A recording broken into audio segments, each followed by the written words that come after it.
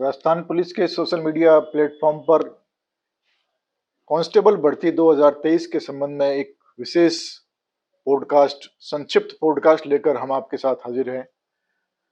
Social media platform पर जो podcast लगातार प्रसारित हो रहे हैं, वो आपका अच्छा रिस्पॉन्स मिल रहा है, आपकी प्रतिक्रियाएं, सुझाव भी मिल रहे हैं। तो उन प्रतिक्रियाओं और सुझावों का संज्ञान भी लिया जा रहा है। ये देखने में आया है कि जो पॉडकास्ट हमारे प्रसारित हो रहे हैं या जो सोशल मीडिया पोस्ट हैं, उस पर कई युवा या जो अभ्यर्थी है जो कांस्टेबल भर्ती 2023 में शामिल थे, वो कई अपने कमेंट्स करते हैं, इनके बारे में उनकी कई जिज्ञासाएं हैं। तो उनके बारे में ये विशेष पॉडकास्ट की कड़ी आज हम अतिरिक्त महानिदेशक पुलिस भर्ती एवं पदोन्नति बोर्ड पुलिस मुख्यालय, additional director general of police Vipin Pandey ji के साथ कर रहे हैं। आपको याद होगा कि विपिन पांडे जी के साथ में जब आप अतिरिक्त महानिदेशक टेक्निकल सर्विसेज और टेलीकम्युनिकेशंस में थे, तो एक पॉडकास्ट सोशल मीडिया के बारे में हमने किया था और सर ने उस पॉडकास्ट में कहा था कि हमारे लिए फॉलोअर्स के या जनता का जो फीडबैक आता है वो सबसे महत्वपूर्ण है। तो सर ने उसी आपके फीडबैक पर और आपके जो कमेंट्स आते हैं उसके आधार पर ही इस पॉडकास्ट का प्रसारण करने के लिए हमें अनुमति प्रदान की है। तो ज्यादा विलंब नहीं करते हुए कांस्टेबल भर्ती 2023 का जो ये पॉडकास्ट है उसमें सर से बात करते हैं। सर, आपका बहुत बहुत स्वागत है सर इस पॉडकास्ट की कड़ी में। सर, ये कांस्टेबल भर्ती 2023 जो है, इसके बारे में सारी परीक्षाएं सर संपन्न हो चुकी है। तो वर्तमान में सर इसकी क्या स्टेज है सर? हाँ, सितंबर के 6 तारीख को 2023 भर्ती का सीबीटी रिजल्ट जारी किया गया था। सीबीटी मतलब फिजिकल होने के बाद जो कंप्यूटर बेस्ड एग्जाम हुआ था, उसका रिजल्ट जारी किया गया था। उसके बाद विभिन्न जिला यूनिट की चयन सूची बननी थी। जो आरपीएसआर का नियम है, उसमें जिले में जो कांस्टेबल की भर्ती होती है, संबंधित आईजी के अधीन 3 सदस्यों से कमेटी होती है। उसमें जिला पुलिस अधीक्षक और एक डीजीपी द्वारा नामित एसपी रैंक के अधिकारी होते हैं। तो वो बोर्ड बना दी गई और हर एक बोर्ड अपने जिले में वरीयता के क्रम में विभिन्न वर्गवार चयन सूची बनाती है। चयन सूची बना के पुलिस मुख्यालय को अप्रूवल के लिए भेजी जाती है। इसमें थोड़ा समय लगता है, क्योंकि वर्गीकरण कर किया जाना होता है, गलत नहीं हो जाए, फिर दिक्कतें आती हैं। तो वो करने के बाद हमने चयन सूची विभिन्न जिलों को जारी कर दिए हैं। कुल 36 यूनिट्स में ये भर्ती हुई थी, जिसमें से 30 यूनिट्स की जिले के भर्ती जारी कर दी गई है और प्रकाशित भी हो चुकी हैं। और जो सूचित चयनित अभ्यर्थी हैं, उनको संबंधित जिला पुलिस लाइन में रिपोर्ट करने के लिए अपने डॉक्यूमेंट के साथ कहा जा रहा है।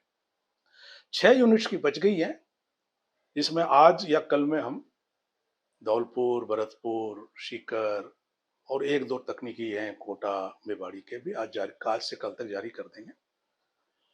टेक्निकल सर्विसेज में बड़ी भर्ती थी, उसका परीक्षण चल रहा है, वो भी इस वीक में हम उम्मीद कर रहे हैं जल्दी से जारी कर देंगे।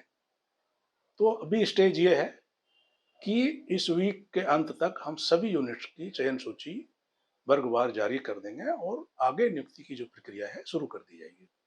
सर, उम्मीद करते हैं कि आपने इतना तफसील से, मतलब पूरे विस्तार से जानकारी दी है, तो जो क्वेरीज है, जो कमेंट्स, जो जिज्ञासा है, इनकी शांत हुई होगी। सर, सोशल मीडिया पे कई कमेंट्स ये भी आते हैं कि भर्ती में विलंब हो रहा है।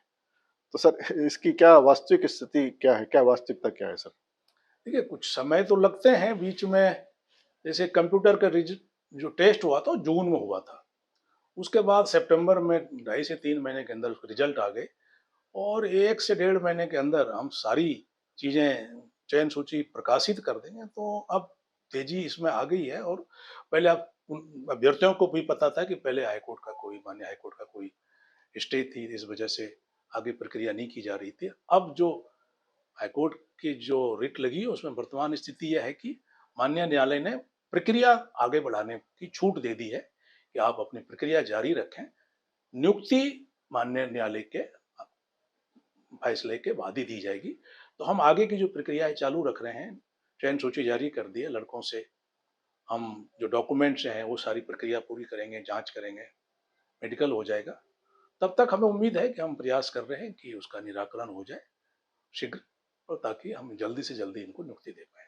सर, इसमें भर्ती में रिक्त पदों को लेकर क्या स्थिति है, और जब विज्ञापित हुए थे पद विभिन्न वर्गों के, तो उसकी तुलना में ऐसा लग रहा है कमेंट्स में कि कुछ कम चयन किए गए हैं।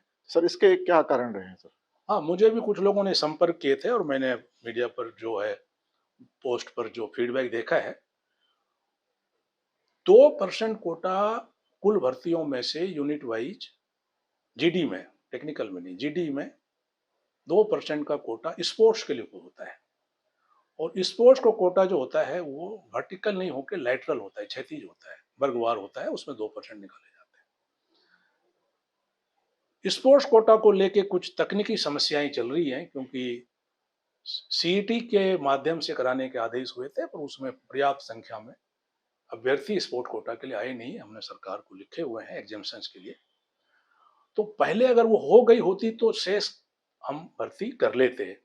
अब क्या दिक्कत आ रही है कि हम प्रीएम्प्ट नहीं कर सकते कि कौन सी कैटेगरीज में स्पोर्ट्स के कोटे के लोग भर्ती होंगे। तो हमें प्रिकॉशंस के रूप में सभी कोटे में भर्ती 1-2% रखना पड़ रहा है। जैसे उदाहरण के तौर पर मैं बताऊं, सपोज कीजिए किसी यूनिट में एक पद स्पोर्ट्स कोटा का है, तो वहां तो एक ही लोग भर्ती होंगे फाइनली।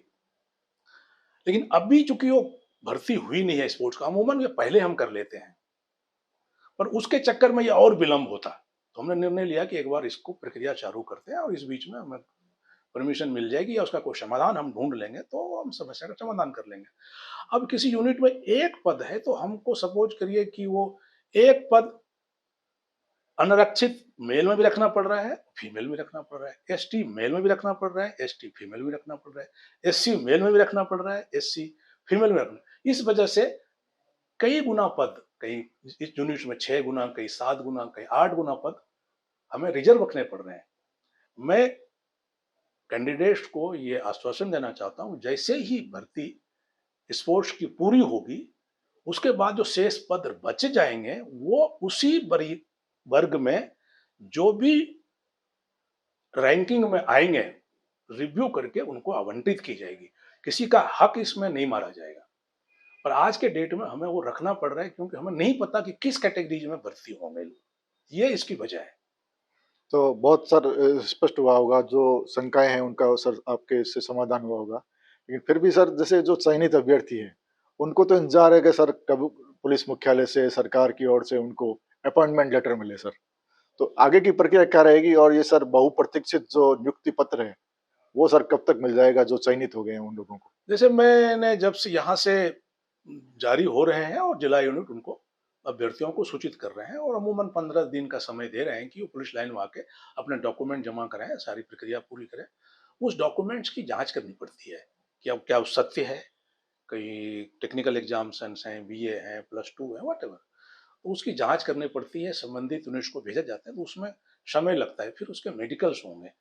तो हमको लग रहा है कि ये 1.5 से 2 महीने का समय लगेगा और हम भी इस प्रक्रिया को जल्दी पूरा करना चाहते हैं, क्योंकि हमारी वैकेंसी आ गई है काफ़ी और सरकार भी नई वैकेंसी भर्ती करने वाली है। तो जब तक हम इस भर्ती को क्लोज नहीं करेंगे दूसरी भर्ती नहीं कर सकते। तो हमारी भी प्राथमिकता है कि जल्दी से जल्दी हम इस भर्ती को क्लोज करें।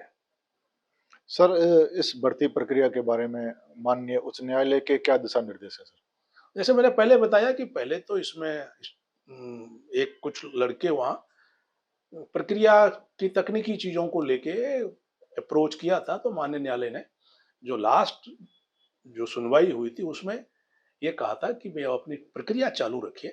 तभी हमने इनको चयन सूची के तहत अभ्यर्थियों को लेना शुरू किया और उनको बताना शुरू किया। तो जैसे ही ये पूरी हो जाएगी, उसके पहले भी हमें उम्मीद है कि हम माननीय न्यायालय में अपना पक्ष रख के इसको क्लियर करा के हम शीघ्र नियुक्ति दे पाएंगे। कोई डेट हम तो नहीं बता सकते, लेकिन हमारी टीम लगी हुई है।